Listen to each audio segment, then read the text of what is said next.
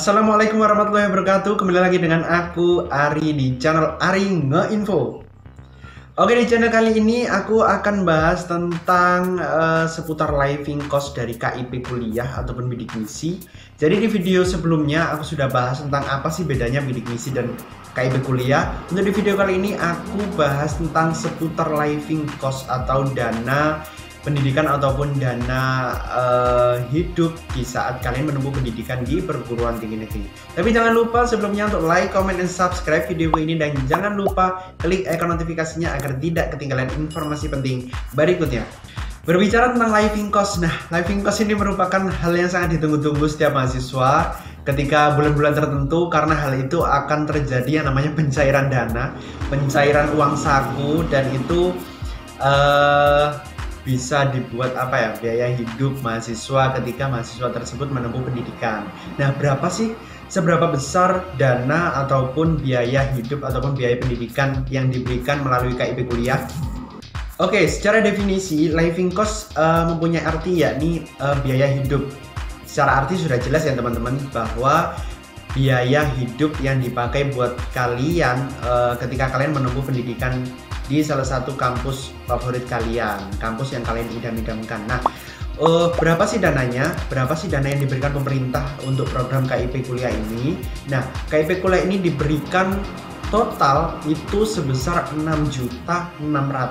Wow, ini merupakan dana yang diberikan oleh pemerintah setiap semesternya. Jadi ketika kalian menempuh pendidikan sarjana, normalnya itu semester 1 sampai semester 8. Nah, berarti kan 8 semester. Berarti kalian nanti di sana dapat 8 kali pencairan dana.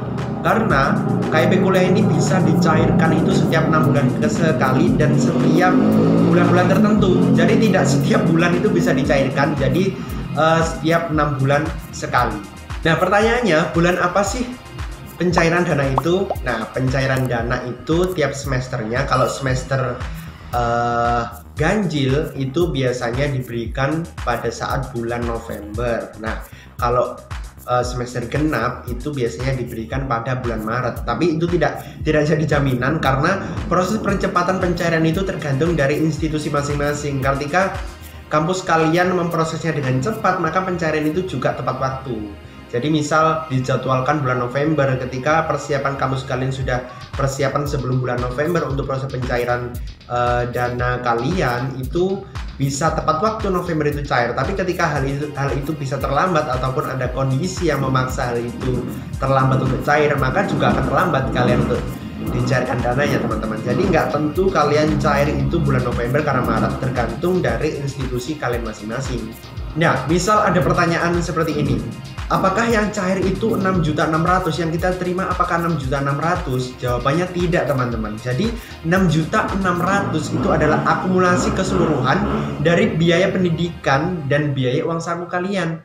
Jadi yang pure atau murni yang kalian terima sebagai uang saku itu besarannya 4.200.000. Untuk yang 2.400.000-nya itu masuk ke rekening kampus. Jadi ketika cair dari pemerintah 6.600.000 itu yang 2.400.000-nya masuk ke rekening kampus sebagai biaya pendidikan kalian selama berkuliah di sana. Yang 4.200.000 itu langsung masuk ke rekening kalian sebagai uang saku dan biaya hidup kalian selama berkuliah di sana, entah buat makan, entah buat bayar kos, biasanya buat anak kos-kos bayar asrama, terus biaya transportasi dan lain sebagainya, itu bisa kalian pakai lewat dana pribadi atau uang saku kalian yang 4.200.000. Otomatis 4.200.000 jika dibagi 6 ini 6 bulan berarti 700 ya teman-teman. Jadi setiap bulannya itu kalian itu ibaratnya punya uang saku 700.000 per bulan. Tapi tidak bisa dicairkan setiap bulan teman-teman. Bisa dicairkan setiap 6 bulan sekali di bulan-bulan yang sudah saya sebutkan tadi di awal video. Jadi seperti itu.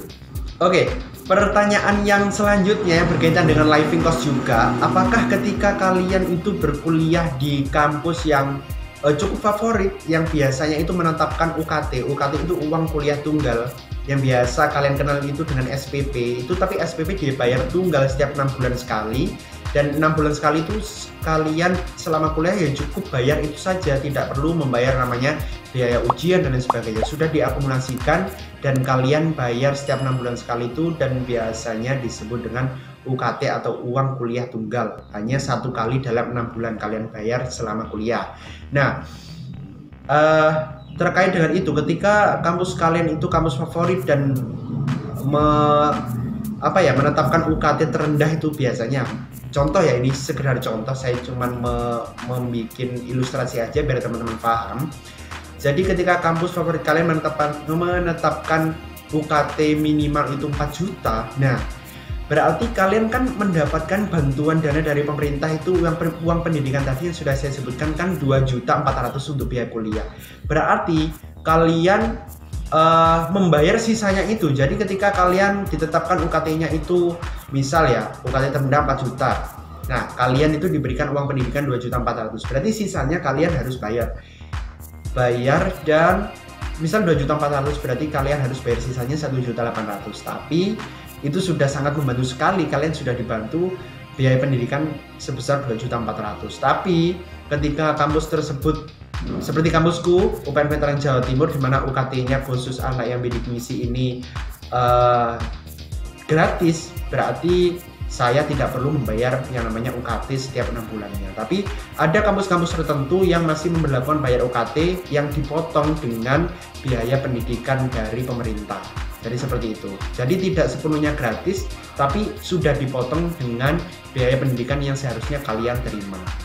Oke, sekian mungkin cukup itu gambaran umum atau ilustrasi tentang living cost. Secara garis besar, living cost adalah biaya hidup atau biaya kuliah selama kalian berkuliah yang didanai sepenuhnya oleh pemerintah sebesar yang sudah saya sebutkan tadi, 6.600.000 secara akumulatif, dan itu kalian harus memaksimalkan potensi diri kalian untuk bisa berkontribusi setelah apa yang kalian terima dari negara, dan kalian diamanai oleh negara untuk memanfaatkan dana itu sebaik-baiknya. Kalian harus berprestasi saat kuliah nanti dan jangan asal untuk memanfaatkan dana tersebut untuk keperluan-keperluan yang tidak penting. Jadi sekian videoku kali ini, semoga bermanfaat dan sekian, wassalamualaikum warahmatullahi wabarakatuh.